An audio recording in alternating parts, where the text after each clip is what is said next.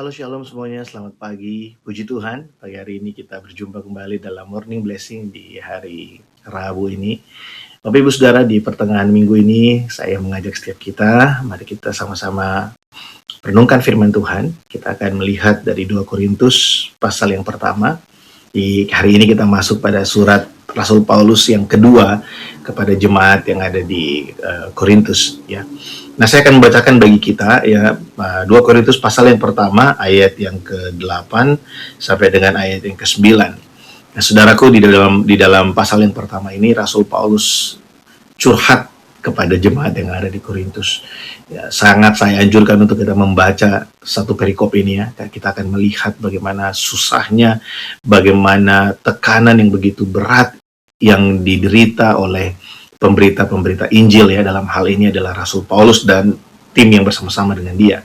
Nah, saya akan bacakan bagi setiap kita ayat yang ke-8 sampai dengan ayat yang ke-9 dari 2 Korintus pasal yang pertama. Demikian firman Tuhan. Sebab kami mau saudara-saudara supaya kamu tahu akan penderitaan yang kami alami di Asia Kecil. Beban yang ditanggungkan atas kami adalah begitu besar dan begitu berat, sehingga kami telah putus asa juga akan hidup kami. Perhatikan ya, sehingga kami juga telah putus asa juga akan hidup kami. Berarti bukan merasa putus asa, tapi memang sudah putus asa. Bahkan kami merasa seolah-olah kami telah dijatuhi hukuman mati. Tetapi hal itu terjadi supaya kami jangan menaruh kepercayaan pada diri kami sendiri, tetapi hanya kepada Allah yang membangkitkan orang-orang mati. Perhatikan, dia putus asa, tapi dia berkata seperti ini. Tetapi hal itu terjadi supaya kami jangan menaruh kepercayaan pada diri kami sendiri, tetapi hanya kepada Allah yang membangkitkan orang-orang mati. Wah, luar biasa saudara ya. Jadi kalau hari ini ada banyak orang yang merasa putus asa, saudara putus asa dengan kehidupan, jangan merasa sendirian. Di dalam Alkitab, saudara, Alkitab itu sangat jujur, terbuka ya. Alkitab itu sangat adil, saudara. Alkitab memberitakan iman, Alkitab memberitakan penderitaan, tapi juga Alkitab memberitakan ada orang-orang yang mungkin kita pikir kayaknya nggak mungkin dia putus asa. Tapi Rasul Paulus dengan jelas berkata, dia putus asa. Tuhan Yesus ketika di Taman Getsemani berdoa, dia berkata, hatiku sangat susah, seperti mau mati rasanya.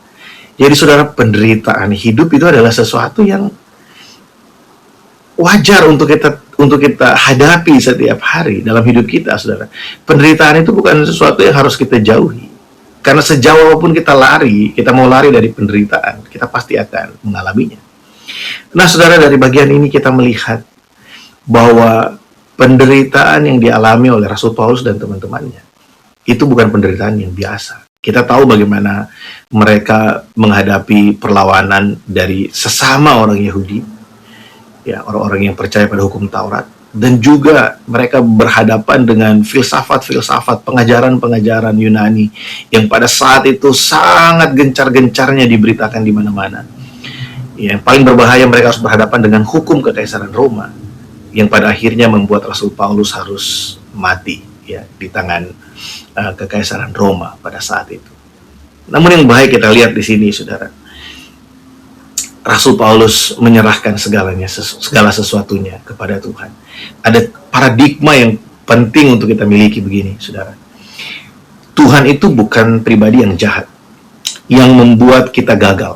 Bukan, saudara. Seringkali kita itu putus asa, lalu kita kecewa pada Tuhan. Karena kita berpikir, aku udah berpengharapan, aku berharap pada Tuhan, tapi kok tidak terjadi seperti yang aku harapkan. Padahal aku berdoa, tapi tidak terjadi seperti yang aku doakan. Aku udah rajin melakukan ini dan itu untuk Tuhan, tapi kok tidak terjadi seperti yang aku rindukan. Nah, kita selalu berpikir bahwa apa yang kita perbuat itu adalah jaminan atau alasan kita untuk menuntut Tuhan melakukan apa yang kita mau, memberikan apa yang kita mau. Tapi nggak seperti itu, saudara. Alkitab mengajarkan kita. Saudara, Rasul Paulus ketika dia putus asa atas hidupnya, paradigma yang dia punya ini baik untuk kita pelajari. Dia berkata apa? baik hal itu terjadi, bagus hal itu terjadi, supaya aku tidak meletakkan pengharapanku kepada diriku sendiri, kepada manusia, tetapi hanya kepada Allah. Saudara, seringkali Tuhan perlu untuk membawa kita menghadapi situasi-situasi yang kita rasa kayaknya gak enak, mematahkan hati kita, situasi yang membuat hati kita hancur, supaya kita berhenti berharap pada diri sendiri, pada kekuatan sendiri, supaya kita mengerti bahwa kita itu tidak mampu, bahwa hanya Tuhanlah yang mampu mengerjakannya bagi kita, bahwa hanya Tuhanlah yang mampu memberikan kekuatan bagi kita, supaya kita sampai pada satu titik di mana kita menyadari bahwa kita tidak bisa tanpa Tuhan. Karena kita ini sangat gampang sombong, saudara. Ketika gaji naik, ketika kita mulai dihargai, ketika kita mulai mendapatkan hasil dari pekerjaan kita mulai sepertinya lupa kalau semua itu datang karena Tuhan yang memberkati dan menolong kita. Kita suka sekali untuk lupa di situ. Tapi ada beberapa hal yang penting untuk kita lihat di sini, saudara ya. Yang paling penting adalah berusaha, saudara. Rasul Paulus tidak serta-merta berkata, oh semua ini terjadi supaya rencana Tuhan terjadi, supaya saya bergantung pada Tuhan. Enggak. Ada orang yang berkata, iyalah biar rencana Tuhan yang terjadi, tapi tidak mengusahakan apa-apa.